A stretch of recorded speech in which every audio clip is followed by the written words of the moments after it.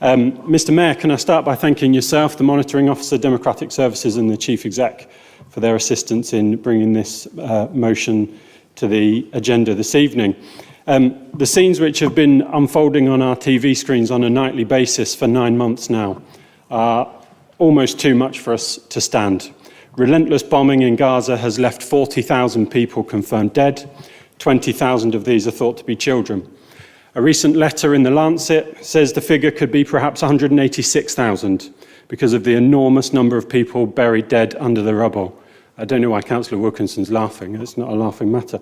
35% of buildings in Gaza have been completely destroyed. A child in Gaza is dying every 10 minutes. During the course of what I'm about to say, another child will be dead. More parents grieving, more best friends left lonely, more hopes and dreams shattered. The media continues to refer to what's happening as Israel's war on Hamas. But what's happening in Gaza is not a war. On one side, a nuclear-armed state, one of the most sophisticated militaries in the world, backed initially unconditionally and enthusiastically by the US, the UK, and other Western countries, though that's changed as the unfolding horror has become clear. On the other side, mainly civilians torn from their homes, struggling to survive, waiting for death. I wish I had time this evening to tell you some of the stories of Gaza that I've heard. To tell you about people like Saeed.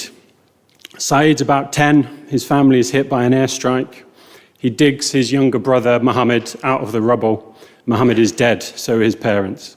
Saeed is still covered in dust as his brother is laid out in a body bag. Adults tried to move Saeed away, but he tells them that he wants to be buried. He wants to be buried with his brother. This happened in February, and nobody knows if Saeed is still alive. Then there's Ghazi, a 5-year-old girl whose house is bombed. There's limited medical supplies, so a makeshift operation stopped her from dying. But when she gets infected, doctors have to amputate her leg with no anaesthetic available.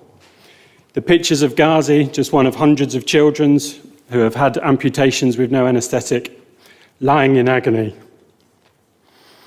The greatest fear for any parent is not being able to comfort our children. But you do not need to be a parent or even know a child to feel this pain. You simply have to be a human being. Snipers shooting children is not self-defense. Massacres of people trying to get scarce flour to feed their families is not self-defense. Every time international law is broken and the world watches, we lose more of our humanity. Perhaps the most natural reaction to these scenes is to switch off. But the lesson from history is that we must not switch off from suffering. We must continue to speak out. Bombing ambulances is a war crime. Murdering children is a war crime. Attacking hospitals is a war crime. Cutting off food, water and electricity during an all-out siege is a war crime.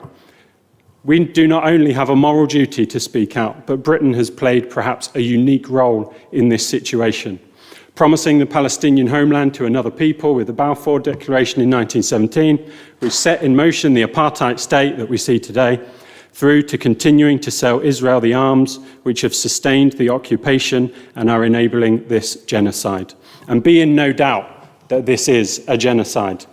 When Volker Turk resigned as the UN Human Rights Commissioner in October, he said this: "This is a textbook case of genocide. The European ethno-nationalist settler colonial project in Palestine has entered its final stage towards the expedited destruction of the last remnants of indigenous Palestinian life in Palestine." Society in Gaza, Mr. Mayor, is on the brink of collapse. There is virtually no healthcare provision for 2 million people. Communications blackouts are regular and long. Medical Aid for Palestinians says that between October and June, there were more than 460 attacks on healthcare facilities in Gaza. 100 ambulances have been bombed, often with injured people on board. 1 in 40 healthcare workers in Gaza are dead. They have been killed. At the start of October, there were 36 fully functioning hospitals in Gaza. Today, there are 0. The head of UNICEF, the United Nations Children's Fund, said children are increasingly at risk from preventable diseases and lack of food and water. Cases of diarrhea are running amongst children at a rate thought to be more than 70,000 per week. Now, like most of us, I've knocked on a few doors in my time. We've all knocked on a lot recently. So imagining knocking on a resident's door in your ward and they tell you that their child is facing amputation without anaesthetic, that 50 members of their family have been murdered in one night. Would we show them empathy? Children in Cllr have the same dreams as children in Khan Yunis. Parents in Rafah grieve just like those in Arnold. Supporting and passing this motion this evening gives us the chance to demonstrate our shared humanity. We will not be able to tell future generations we didn't know what was happening. I'll just briefly run through the actions that Councillor Hughes and myself are proposing in this motion.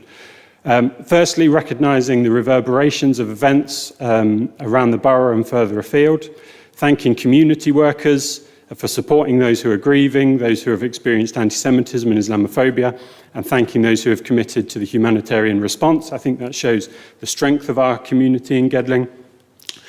We say that Gedling stands ready to welcome Palestinians seeking refuge in the UK, as we did with Ukrainians, and I hope that that's something that can be urgently looked at, and to look at how events can be remembered in Gedling as we do with Srebrenica and other tragedies from the past. And to look at how the council can support the community as events continue to unfold. I know a lot of that work does go on, and I think we would all want it to continue. And to request that the Chief Exec writes to David Lammy, as outlined in the motion, supporting a ceasefire and the release of hostages.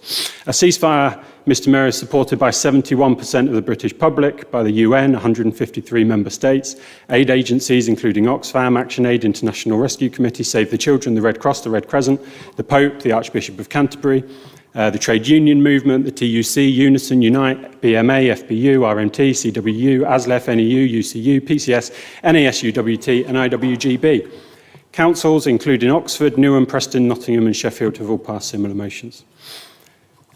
Now, the number of hostages still thought to be in Gaza, around 80. Their suffering of them, their families, friends and communities is unimaginable. Taking and holding civilian hostages is a clear breach of international law, and they must be immediately released.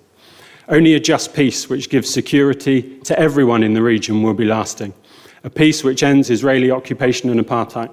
A peace which ends settlerist violence and expansion, where Israeli and Palestinian children can dream together of their future, where parents can enjoy their children and families can grow old together. This might seem like idealism, but humanity has overcome these obstacles before. Now, some people will be watching this and say it's not up to Gedling to get involved in international affairs. Yes, we were elected to deal with bin collections, parks and leisure centres, and I know people in Cllr and elsewhere are concerned about local issues. That's why I ask so many questions about them at these meetings. But our residents also care deeply about what's happening around the world. We can walk and chew gum at the same time, as they say. There are also other conflicts raging around the world. Sudan, Syria, Ukraine, people are being killed. The Uyghurs are suffering in China, women in Afghanistan, and I will work with any councillor who wishes to bring about peace and an end to suffering. You might also be thinking that this motion is symbolic and won't make any difference. Maybe so, but the Ukraine flag, which seems to have been taken down, the Ukraine flag which is flying outside this building is symbolic. The motion which some of you passed in February 2022 made no difference. The minute silence we have to remember Srebrenica is symbolic. We do a lot of symbolic things because symbolism matters. This is about sending a message to our residents of the kind of world we want to see. It's also not true to say that this started on October the 7th. Can I just remind you, Councillor Whiting, you have 30 seconds left. Thank you. I'm coming to a close. Israel has been occupying Palestinian land for decades, and the ICJ ruled this week that this is a de facto annexation.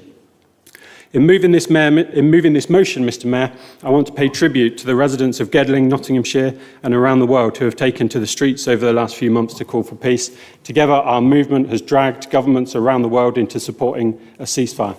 I send my solidarity to all those who are grieved by what's happening and repeat my call for calm heads and peace-filled hearts to prevail, for a peaceful Gaza and a free Palestine. Thank you, Mr Mayor.